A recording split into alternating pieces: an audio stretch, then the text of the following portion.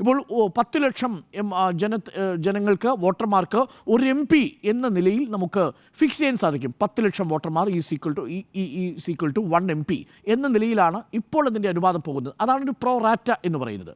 ഈ പ്രോ റാറ്റ അതാണ് പ്രശ്നം. അപ്പോൾ ആ പ്രോ റാറ്റ തുടരുമോ എന്നുള്ളതാണ് നമ്മുടെ മുന്നിലുള്ള പ്രശ്നം. അങ്ങനെ പ്രോ റാറ്റ തുടരുകയാണെങ്കിൽ, ഇതേ കണക്കിൽ തുടരുകയാണെങ്കിൽ 848 അംഗസംഖ്യയിലേക്ക് പോകുമ്പോൾ അത് 20 ലക്ഷത്തിലേക്ക് മാറുന്നൊരു സാഹചര്യം ഉണ്ടാവും. കാരണം നമ്മുടെ പോപ്പുലേഷൻ 160 കോടിയോളം എത്തുന്ന ഒരു സാഹചര്യം ഉണ്ടാകുന്നു. ഇത് നിശ്ചയിച്ചിരുന്നതാവട്ടെ 54 കോടി മാത്രമുള്ള 1971 സെൻസസിൻ്റെ അടിസ്ഥാനത്തിലാണ് അവസാനത്തെ ഡീലിമിറ്റേഷൻ നടന്നിരിക്കുന്നത്.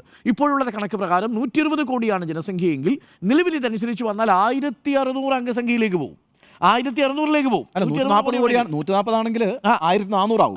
140 ആണെങ്കിൽ 1400, 160 ആണെങ്കിൽ 2031 കണക്ക് വരാൻ അവിടെ 160 വരാൻ പോകുന്നതെങ്കിൽ 1500 1600 അംഗങ്ങൾ ലോക്സഭയിലേക്ക് ഉണ്ടാകും എന്നൊരു സാഹചര്യം ഉണ്ടാകും. അതുകൊണ്ട് എന്തായാലും പ്രോറാറ്റയിൽ ഒരു റീഡെഫിനിഷൻ ഉണ്ടാവും. പക്ഷേ പ്രോറാറ്റയിൽ റീഡെഫിനിഷൻ 10 ലക്ഷം എന്നുള്ളത് 20 ലക്ഷമാക്കി മാറ്റുകയാണെങ്കിൽ 800ലേക്ക് 848 ചുരുങ്ങും. നമ്മുടെ പാർലമെൻറ്റിൽ പരമാവധി ഇരിക്കാൻ കഴിയുന്നത് 888 പേർക്കാണ്. അപ്പോൾ പാർലമെൻറ്റിലെ സീറ്റുകളുടെ എണ്ണം വർദ്ധിപ്പിച്ചത് തന്നെ ഈ ഡീലിമിറ്റേഷൻ വരാൻ പോകുന്നു എന്നതിൻ്റെ സൂചനയായി നമ്മൾ ആദ്യഘട്ടത്തിൽ മനസ്സിലാക്കിയതാണ്.